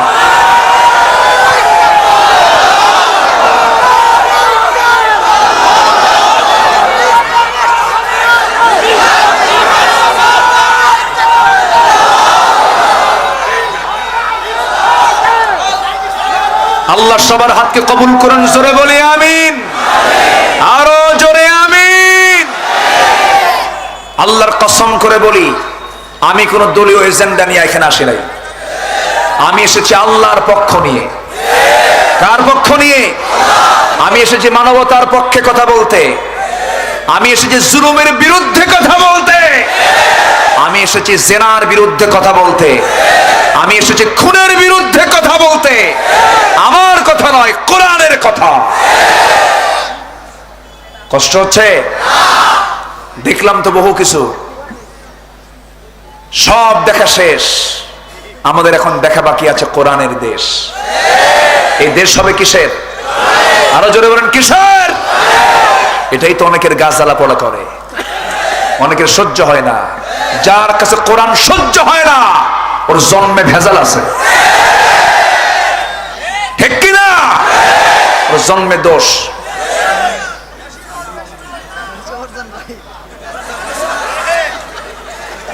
এই হলো সাতক্ষীরা, দারুণ জেলা খান। বলি আলহামদুলিল্লাহ। প্রত্যেকটি জেলা যদি এমন হতো, কোন আবু জেহেল থাকতো না, ঠিক কিনা?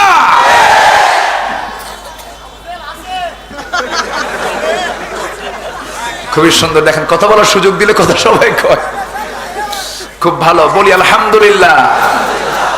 এলাকার মানুষ আল্লাহু আকবার। সাতক্ষীরা, আল্লাহ তুমি কবুল করে নাও। জোরে বলি আমিন, আরো জোরে আমিন।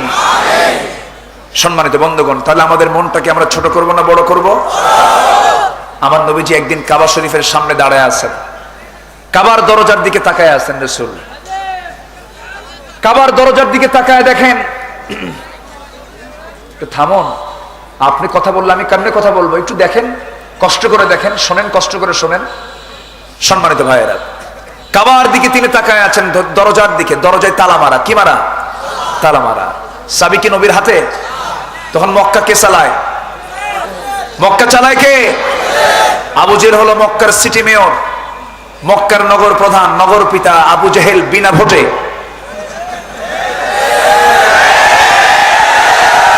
কি ভোটে? এটা শুরু করছে কিন্তু আবু জেহেল আগে। কে শুরু করছে আগে? এ থামেন, হ্যাঁ বসেন বসেন।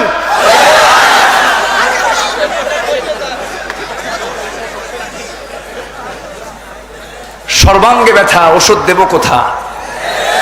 কত জায়গায় যে ব্যথা আছে, কয় জায়গায় ওষুধটা দেই কম। কত যে হুজুর আমার দেশে আছে, হাইব্রিড হুজুর সব। কি হুজুর এগুলো? ভাইরাল হুজুর। মানে মাইক পেলে পরে হুঁশ থাকে না, আছে না নাই? আমার এই মাহফিল অঙ্গনেতে একদিন না, এই সাতক্ষীরা আমি এসেছি আজ থেকে 18 বছর আগে ওয়াজ করতে এসেছি। হাদিপুর নাম শোনেন নাই? দেবাটা, ওইদিকে ব্রজো বক্সা, ওই নাম মুখস্থ করতে আমার 3 দিন লাগছে। ব্রজো বক্সা আছে না? এই নাম মুখস্থ করে কি এই সেই কথা? বহু মাখরাজ সিফাত লাগবে, এত সস্তা না, সাতক্ষীরার লোকে বলতে পারবে না। বলেন কি?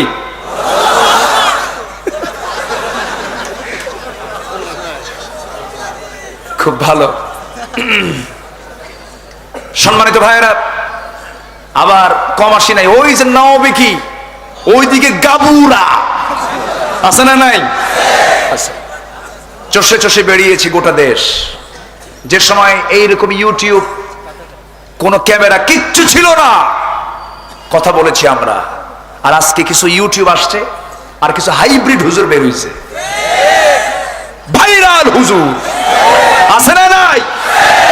এগুলো দুষ্ট, এগুলো কিছু দুষ্ট আছে না নাই? আয়াত নাই, হাদিস নাই, যা ইচ্ছা তাই কয়, ঠিক কিনা? এই থামে,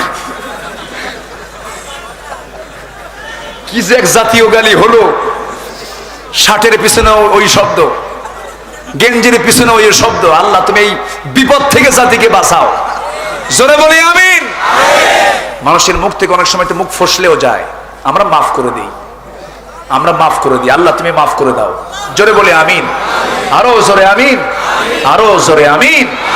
যাদের মুখ থেকে এই অযাচিত কথাগুলো বের হয়, আল্লাহ তুমি তাদেরকে কন্ট্রোল করার তৌফিক দিয়ে দাও। তাদের মুখের মধ্যে শালীনতা এনে দাও, তাদের মুখের মধ্যে ধৈর্য এনে দাও, তাদের চিন্তার ভিতরে হিংসা মুক্ত চিন্তা করে দাও। মানুষের মন ছোট না বড়? ছোট। আমরা কি করব? আজকে আমরা কি করব? বড় করব। তো কথা বলতেই তো চলে গেলাম, তো রাসূল কাবার দিকে তাকায় আছেন। কাবার দরজার দিকে তাকানো, তালা মারা। কি মারা? তালা মারা। চাবিওয়ালাকে খুঁজলেন, চাবিওয়ালা ওসমান এদিকে আসো, তুমি কি আমাকে আজকের দিনের জন্য চাবিটা দেবে? কেন? আমি একটু ভিতরে ঢুকে সেজদা দেব আল্লাহকে। ধমক মেরে ওসমান বিন তালহা রাসূলকে ধাক্কা মেরে জমিনে ফেলে দিল। রাসূল মুখ থুবড়ে পড়ে গেলেন। আবার দাঁড়ায় বললেন, ওসমান আজকে তোমার দাপট, তোমার কথা, আবু জেহেলের মানে চরম মেজাজ ক্ষমতার দাপটে তুমি আজকে আমাকে ঘাড় ধাক্কা দিয়ে জমিনে ফেলে দিয়েছ। ভালো কথা, আমি তোমাকে কিচ্ছু বলবো না, তবে একটা কথা শুনে রাখো, যে চাবি আজকে তোমার হাতে শোভা পাচ্ছে, ওই চাবি একদিন আল্লাহ আমার হাতে তুলে দিবেন। জোরে বলে সুবহানাল্লাহ। শুধু জোয়ার আসে না নদীতে, ভাটাও হয়, ঠিক কি না? জোয়ার আছে যেখানে, এই থামেন, ওয়াজ তো আমি করতে পারবো না দেখতেছি আজকে। এই আসেন ওয়াজ করেন। জোয়ারের সঙ্গী তো ভাটা। যারা জোয়ারে গা ভাসাচ্ছেন, ভাববেন না আমি জোয়ারে আছি, একদিন ভাটায় পড়বেন, পানি খুঁজে পাবেন না। পানি না খুঁজে পেলে তো মাছ তো মরতে বাধ্য, ঠিক না? এই জন্য ভাটার কথা চিন্তা করে জোয়ারে একটু সাঁতার কাটেন। ভাটা কিন্তু যে কোনো মুহূর্তে হতেই পারে, ঠিক কিনা? এই জন্য আমরা মনটাকে ছোট করব না বড় করব? বড় করব। আমার নবীজি ওসমান বিন তালহাকে যখন অ্যাকশনমূলক একটা কথা বলে ফেললেন, ওসমান বিন তালহা মনে মনে চিন্তা করে, আহারে সারা জীবন মুহাম্মদ বিন আব্দুল্লাহকে মিথ্যা কথা বলতে শুনি নাই, এই কথা তো একদিন সত্যের রূপ নিয়ে নেবে। এখন বলতেছে, শোনো মুহাম্মদ, আমি তোমাকে কাবার চাবিটা দেব, শর্ত হলো আবু জেহেল যেন না জানে। আবু জেহেল যেন না জানে। আবু জেহেল জানলে পরে সমস্যা সৃষ্টি হয়ে যাবে, সে যেন না জানে। রাসূল বললেন, জানবে না, আমাকে চাবিটা দিয়ে দাও। রাসূল চাবিটা নিলেন, দরজার তালা খুললেন, ভিতরে ঢুকে পড়লেন। ভিতরেই ঢুকে দেখেন শতাধিক মূর্তি সাজানো আছে। ওই মূর্তিগুলো দেখে নবীজির মেজাজ গরম হয়ে গেল। নবীজি মনে মনে চিন্তা করলেন, একটা মূর্তিও রাখবো না, কারণ আমার নবীর দেহের মধ্যে লুকানো ছিল ইব্রাহিমের রক্ত। ইব্রাহিম আলাইহিস সালাম মূর্তিগুলো রেখেছেন না ভেঙ্গেছেন? আস্তে রেখেছেন না ভেঙ্গেছেন? বাপটা বানায়, বেটা ভাঙ্গে। আর আজকে আমরা যার সন্তান ইব্রাহিম, সেই ইব্রাহিম ভেঙ্গেছেন, তার ছেলেরা আজকে বানায়, ঠিক কিনা? আসর বানাইছে, ছেলে ইব্রাহিম আলাইহিস সালাম ভেঙ্গেছেন, আজকে বাপ ভাঙলেন মূর্তি, আর বেটা বানায় মূর্তি আবার, ঠিক কিনা বলেন? আবার ভুল বুঝবেন না, সাতক্ষীরায় যেন এই কথা যেন আবার না প্রচার হয়, হুজুর মূর্তিগুলো ভাঙ্গার অর্ডার দিয়ে গেছেন না। হিন্দু ভাইদের মূর্তি আমরা পাহারা দেব, অন্য ধর্মের মূর্তিকে আমরা কখনো আঘাত করব না, কোনো গালিগালাজ দেব না। তবে মুসলমান হয়ে কখনো মূর্তি বানাতে পারে? আসতে বলবে না, বানাতে পারে। সবার বাড়িতে ড্রয়িং রুমে কুত্তার ঠ্যাং, বিলাই ঠ্যাং আছে না নাই? বাঘের ছবি দিয়ে রাখি, বিভিন্ন ছবিগুলো বানায় রাখে, মূর্তিগুলো বানায় রাখে। এগুলো হালাল না হারাম? এগুলো স্বাভাবিক কাজ না শিরকের কাজ? শিরকের কাজ কি মাফ হবে নাকি? মাফ হবে না। আমার নবীজি মূর্তিগুলো ভাঙ্গার সিদ্ধান্ত নিলেন, কারণ তার মধ্যে তো ইব্রাহিমের রক্ত লুকানো। ইব্রাহিম আলাইহিস সালাম বাপকে যখন দেখলেন মূর্তিগুলো বানায়, বাপকে বলল, শোনে না, বাপ তো এত বড় মূর্তি পূজক ছিল যে সে মূর্তি শুধু পূজাই করতো না, মূর্তিগুলো বানায় আবার বেচতো, রব বেচতো। কি বেচতো? মানে রবই বিক্রি হয়ে গেছে। এমন রব, রব বেচে। রব কি করে? আমাদের রব বেচতে পারবো নাকি? আর এমন রব বানায় যে রবটা বেচে, আবার কি করে বেচে, রব টাকা দিয়ে বিক্রি করে। কিন্তু আমার রব তেমন রব যে রবকে বিক্রি করা যাবে না, যে রবকে আমরা দেখতেও পাবো না। আর তাদের রবকে এমন ভাবে দেখে যে রবকে ভাঙলেও কিছু কয় না। ঠিক কিনা বলেন? আমার রবকে দুর্বল নাকি? আসতে বলবেন, আমার রবকে দুর্বল নাকি? আমার রব তো দুর্বল নয়, আমার রব তো দারুণ মজবুত রব, শক্তিশালী রব। আলহামদুলিল্লাহি রাব্বিল আলামিন। জোরে বলুন আল্লাহু আকবার। সবচেয়ে বড় কে? আসতে বলুন, সবচেয়ে বড় কে? সেই মূর্তিগুলো বানায় নিয়ে একদিন ঝুড়ির মধ্যে তুলে নিয়ে বলতেছে, ওরে আমার সন্তান ইব্রাহিম, মূর্তিগুলো আমি বুড়া মানুষ বহন করতে পারছি না, তুমি একটু মাথায় নিয়ে করে ঝুড়িটা নিয়ে আসো, বাজারে এই রবগুলো বিক্রি করব। এই রবগুলো বোঝেন নাই, এই মূর্তিগুলো বিক্রি করব। ছেলের ভিতরে মেজাজ সৃষ্টি হয়ে গেছে, বলছে বাবা তুমি আগে যাও, এরপরে তোমার রবের কি কাহিনী হয় দেখতেছি। বাপকে পাঠায় দিছে, বাপকে বলে দিল তুমি তো চলে যাও বাজারে, আমি আসতেছি। এই মূর্তিগুলোর প্রত্যেকটার মাথা ঘাড় মটকা দিয়ে ভেঙ্গে ঝুড়ির মধ্যে তুলে এবার তিনি রওনা দিয়েছেন বাজারের দিকে। বাবার সামনে অনেকগুলো মূর্তি যখন সেই ঝুড়িটা যখন নিচে নামায় দিয়েছে, বাপ মাথায় হাত দিয়ে বলে কি করেছো বাজান, একটা মূর্তির মাথাও তো ঠিক নাই। এখন ছেলে ইব্রাহিম বলে আব্বা কি করব, তুমি বলেছো আমি নিয়ে আসতেছিলাম। ঝুড়ি যখন মাথায় নিলাম, মাথায় নেওয়ার সঙ্গে সঙ্গে ওদের মধ্যে গৃহযুদ্ধ শুরু। কি যুদ্ধ শুরু? গৃহযুদ্ধ শুরু হয়ে গেছে। আমি বললাম থাম থাম, কিছুই কয় না, কোনো কথাই শুনলো না। এত বললাম কিছু শুনলো না। মাথা থেকে নামানোর আগে দেখি ওরা মারামারি করে, একটার মাথাও ঠিক নাই। এখন বাপ মনে মনে কয় বাবা তোর গ্রামার বুঝতে পারছে, তুই কি বুঝাবি আমারে? আমার ভাইয়েরা, সেই ইব্রাহিমের রক্ত লুকানো আছে আমার নবীর ভিতরে। সেই নবীজি মূর্তি সহ্য করতে পারবেন নাকি?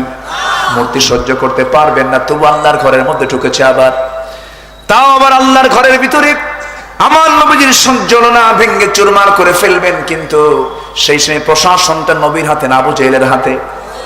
বলেন কার হাতে? বলেন আবু জেহেলের হাতে। আমার নবীজি সিদ্ধান্ত নিচ্ছেন। জিবরাইল আলাইহিস সালাম বলছেন, হে রাসূল, এখন আপনার এই মূর্তি সরানোর সময় নয়, আপনি আস্তে করে বের হয়ে আসেন। আমার নবীজি মক্কায় থাকাকালীন যে নামাজগুলো পড়েছেন, ওই ঘরের মধ্যে মূর্তি ছিল কি ছিল না? ছিল। হারে কত বুকের যন্ত্রণা নিয়ে, কত কষ্ট নিয়ে আমার নবীজি ঘরের মধ্যে মূর্তি থাকার পরও সেজদা দিয়েছেন, সরাতে পারেন নাই। কিন্তু রাসূল যখন শেষ পর্যন্ত টিকতে পারলেন না, মক্কা থেকে মদিনায় হিজরত করতে বাধ্য হলেন।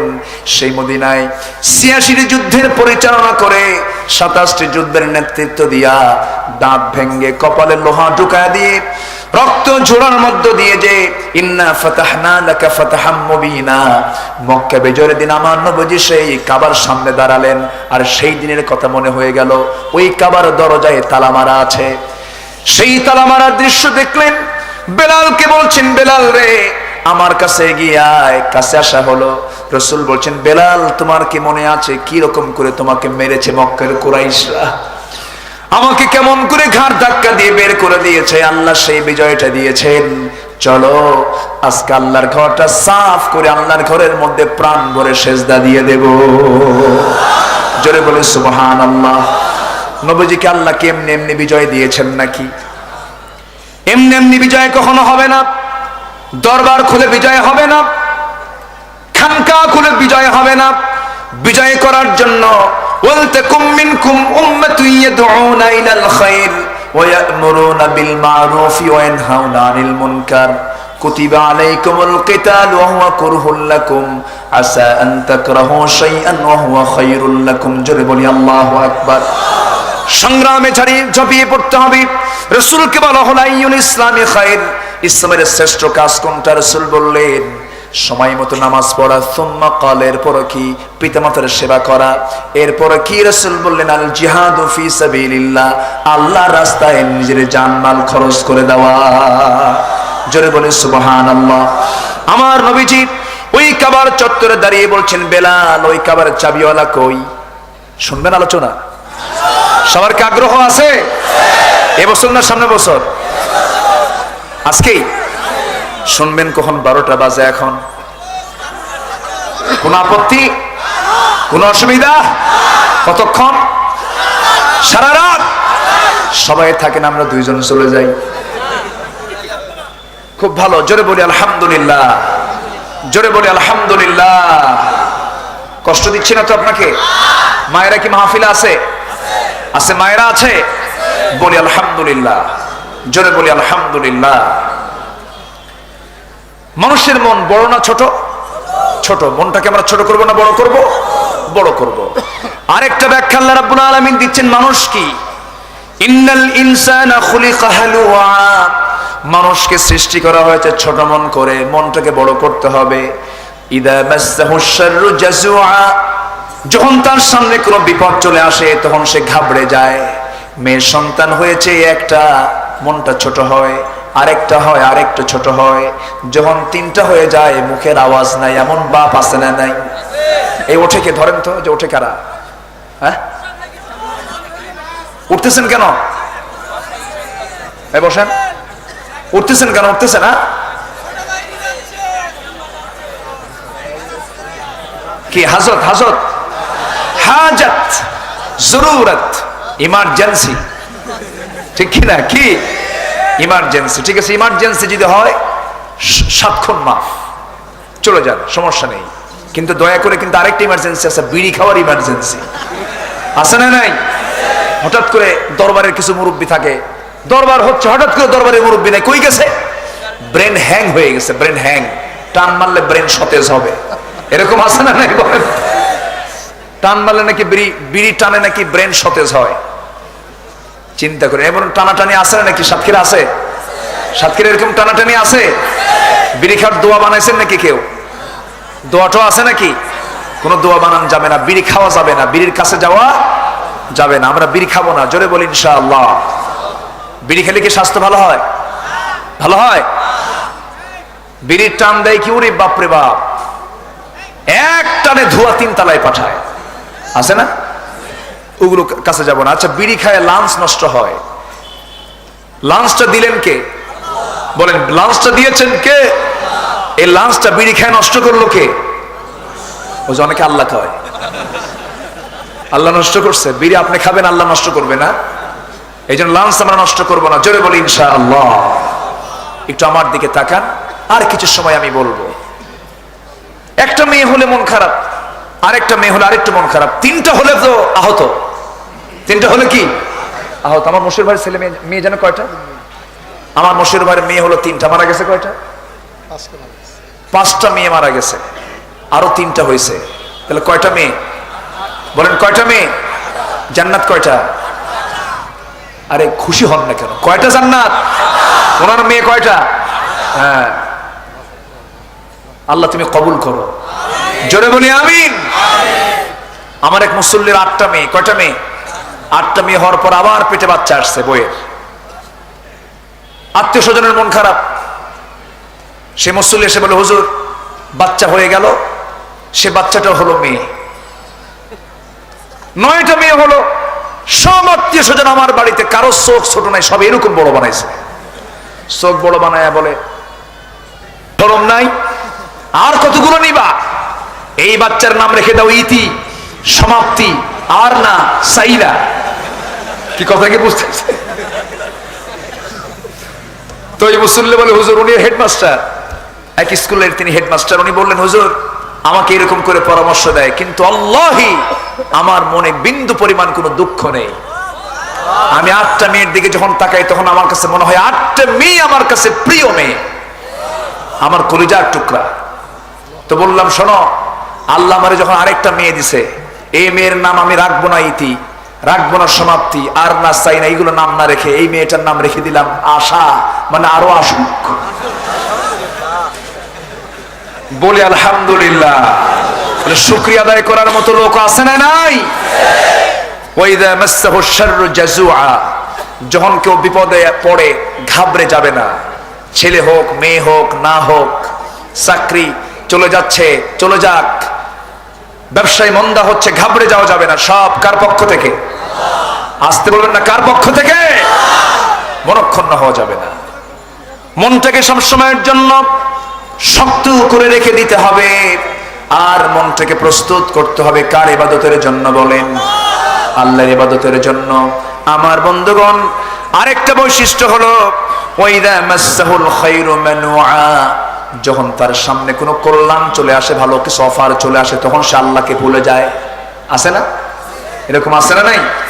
ভালো কিছু পেলে পরে আল্লাহকে ভুলে যায়, অকৃতজ্ঞ হয়ে যায়, তা হওয়া যাবে না আমার বন্ধুগণ।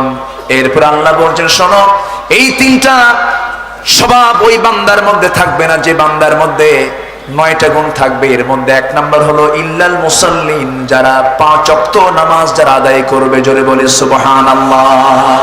আমরা নামাজ পড়বো কয় ওয়াক্ত বলেন? একটু হাত তুলে দেখান তো দেখি, কারা কারা 5 ওয়াক্ত নামাজ পড়বেন? চিৎকার মেরে বলি ইয়া আল্লাহ। আরো জোরে ইয়া আল্লাহ। আমাদেরকে 5 ওয়াক্ত সালাত আদায় করার তৌফিক তুমি আল্লাহ দিয়ে দাও। জোরে বলি আমিন। আরো জোরে আমিন। আরো জোরে আমিন।